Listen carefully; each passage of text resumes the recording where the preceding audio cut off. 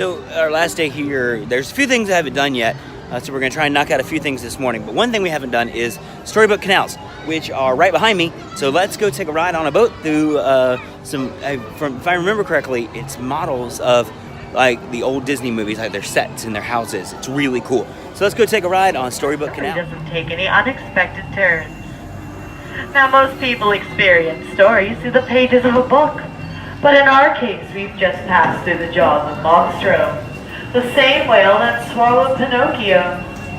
But there's no need for worry, because where his tale ends, ours begins, as we're transported to the magical place known as Storybook Land. Our story begins, as many others do, with the words "once upon a time." And if you thought old Monstro was scary, once upon a time there lived a big bad wolf in the cave to our left. Oh, but who's afraid of a big bad wolf? Well, not the three little pigs who lived across the way, as they built houses of straw, stick, and of course guaranteed wolf-proof brick. Golden afternoon, her curiosity got the better of her, and she chased the white rabbit down, down, down the rabbit hole into Wonderland. Storybook Land is full of fantastic places to inspire storytellers, like London Park, where Peter Pan and the Darling children first flew with the help of Tinker Bell's pixie dust off to Neverland.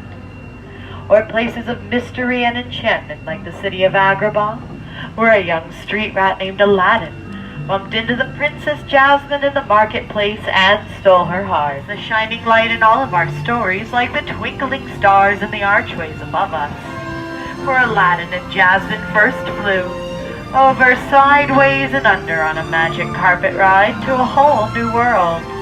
Inside holds a powerful curse that can only be lifted by releasing the genie of the lamp. From there he'll grant you 3 wishes, so close your eyes and let's hope one of them comes true. To our right-hand side, home of the 7 dwarfs. They offered her shelter and thanks for her kindness. And sometimes you can hear them whistle while they work in the mines towards the back. Wishes are a powerful part of stories, like Cinderella's wish to go to the ball, where her wicked stepmother and stepsisters forbade her from attending. Her fairy godmother was able to grant that wish, but when she didn't return home by the final stroke of midnight as promised, Cinderella's carriage turned back into a pumpkin, where it still sits on the bridge to this day. But where magic has its limits, true love has none, and she was reunited with her Prince Charming thanks to a lost glass slipper. Happiest Toad, whose stately manner is coming up on our left-hand side. But I'm sorry, folks, there won't be any sightings of Mr. Toad, as he's off on a wild ride in his motor car, to nowhere in particular.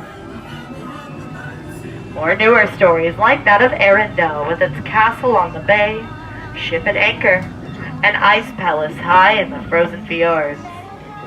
There, sisters Anna and Elsa, along with frozen friends Olaf, Kristoff, and Sven, learned of something much more powerful than ice magic: the power of love. While in an alpine village, a woodcarver named Geppetto wished upon a star, in hopes that his wooden puppet would become a real boy.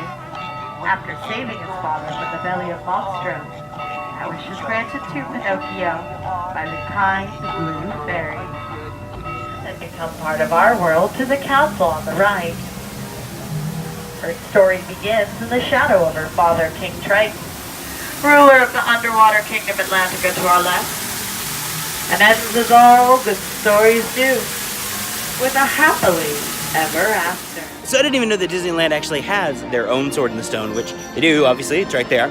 But they have PhotoPass photographers, which is something I very rarely have seen at Disney World. So we stopped off here and got a photo here, and I'll put that in for you guys to see right here.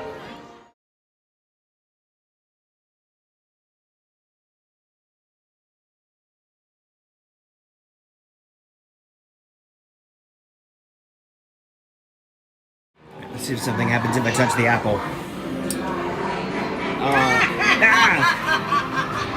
Alright, it's kind of dark. We're going to see if we can ring the cup. Here we go. Oh, no. So really quick, while the carousels actually stop, The horse right here has some special meaning. It is Jingles. It was Walt's horse when he was alive. And for the 50th anniversary, it was actually dedicated to Julie Andrews. So I'll zoom in here the best I can. If you look close, you'll see a Mary Poppins, her boots, and then I believe somewhere there's the umbrella on the back of the saddle. And the horse was actually repainted to colors that Julie Andrews personally chose. So there's a little Disneyland trivia for you. So I think the cast member knew it was my last day here because I'm going to get the Breakfast of Champions, a churro. Gave me 2. Whatever, I'll do it. Oh, man, so good. So unlike Disney World, Disneyland actually still has a submarine voyage.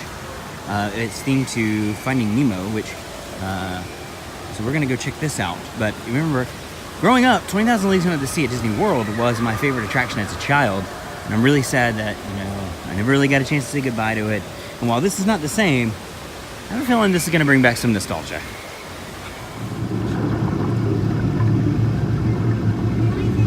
The fish world has always been considered a silent habitat, but now, thanks to remarkable advances in marine technology, we can use instruments such as our sonar hydrophones to actually hear the fish talk.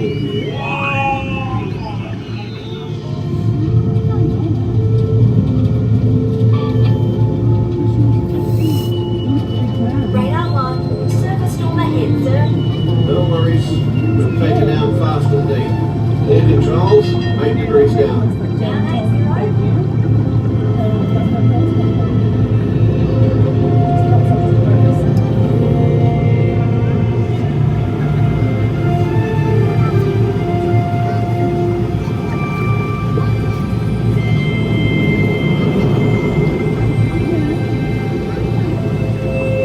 We're approaching targeted depth, sir. Level off 180 fathoms. 80 fathoms.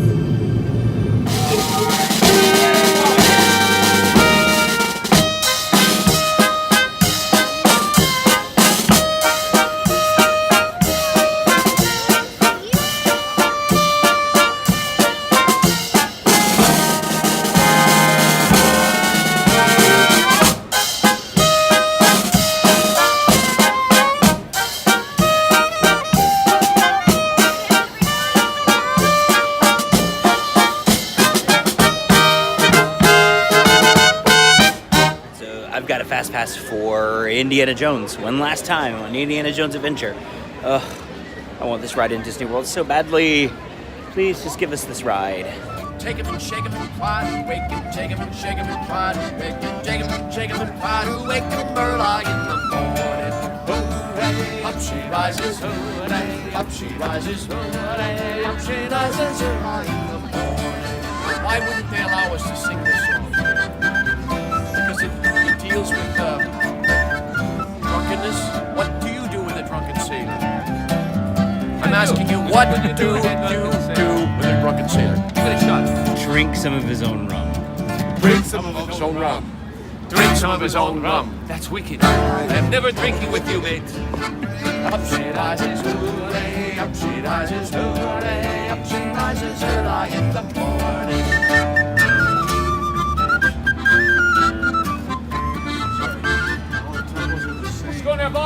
What would you do with a drunken sailor? What would I do with a drunken sailor? What would you do with a drunken sailor early in the morning?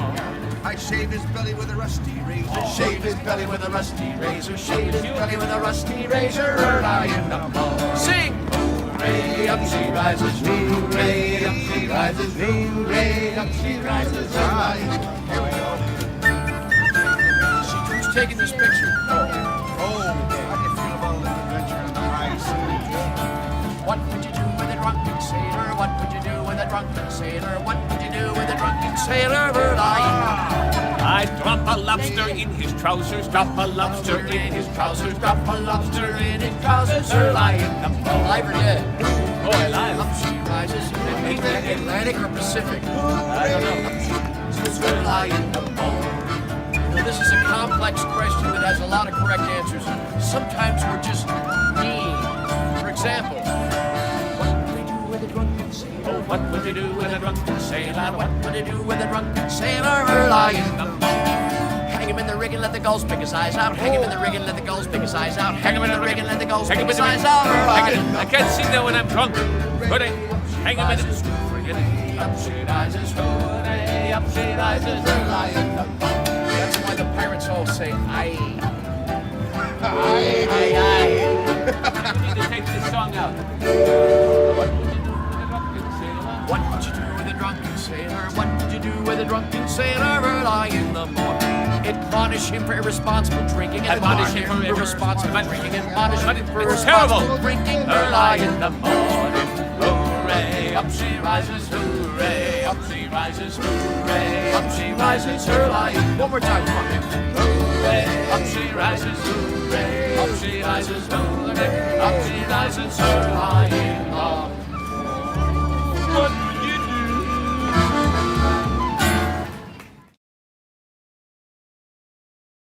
Jack hanging out. Let's go get a picture with Captain Jack. Put that in for you guys to see right here. Alright, so one of the many things that I love about Disneyland is the entertainment, the bands, the amount of bands. I mean, there's the marching band, there's the Main Street Jazz Combo, there was the Jolly Holiday Band, there's the Pirate Band, there's the Dapper Dance, there's every type of musical group you could imagine. They're everywhere, and it's amazing. All right, let's go do Haunted Mansion one last time. One more time to see Hatbox Ghost.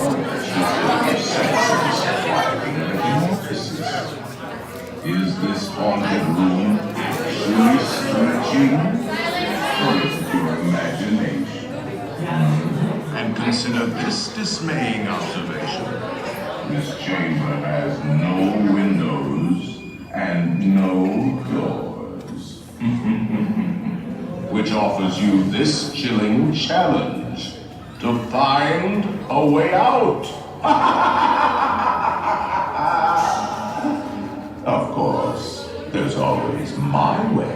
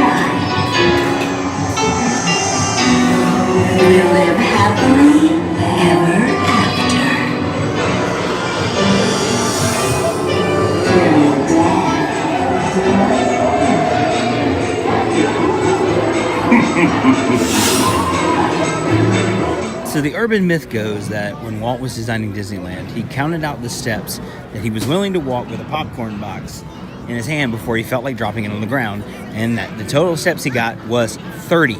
So therefore, every 30 steps, there is a trash can in Disneyland. I'm sitting here in Frontierland, and I'm going to show you, without moving, how many trash cans are in sight. We got 1, 2, 3, 4, 5, 6, 7, 8, 9, 10, 11, 12, 13, 14, 15, 16 on the other side of the rock, 17 right there, 18 right over there. 18, and I didn't take a single step. Thunder Mountain, something that we have not done on this trip, so let's hit up Big Thunder Mountain Railroad.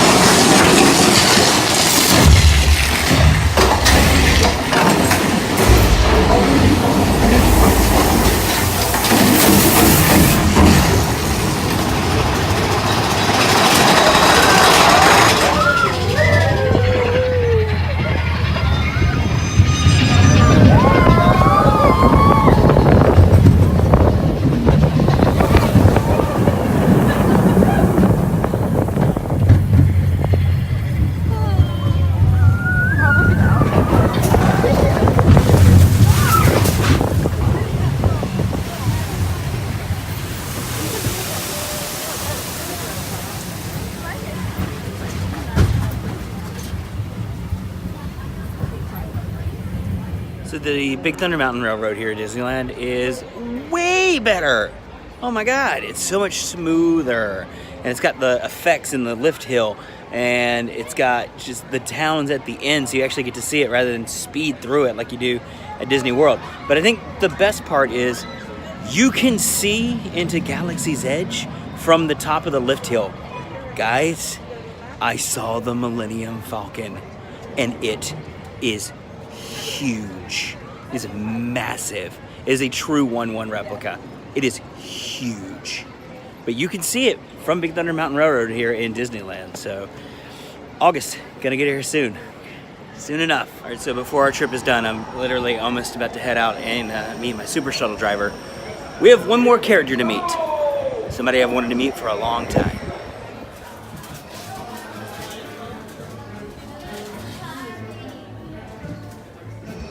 This way.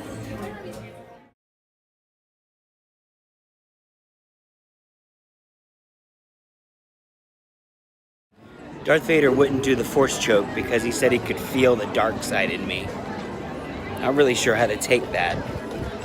Not a bad guy. So it's here that we say goodbye to Disneyland and to our trip here as I'm heading out to grab my bag out of the luggage and grab my Super Shuttle to LAX and fly home to my home park. But thank you guys for coming along the last couple of days. This trip was truly, it was exactly what I needed. It was an amazing trip. And it was an amazing trip that, as much as I liked having someone with me the first day, it was an amazing trip that I needed to do alone. Because I got to explore the park when I wanted, where I wanted, do what I wanted, and take my time and just really let the park kind of tell me where to go. And it made for an amazing trip. But thank you guys for coming along. It definitely won't be 15 years before I'm back because D23 is in August. So, but in the meantime, make sure you like, subscribe, share with your friends and family, and as always, watch your step.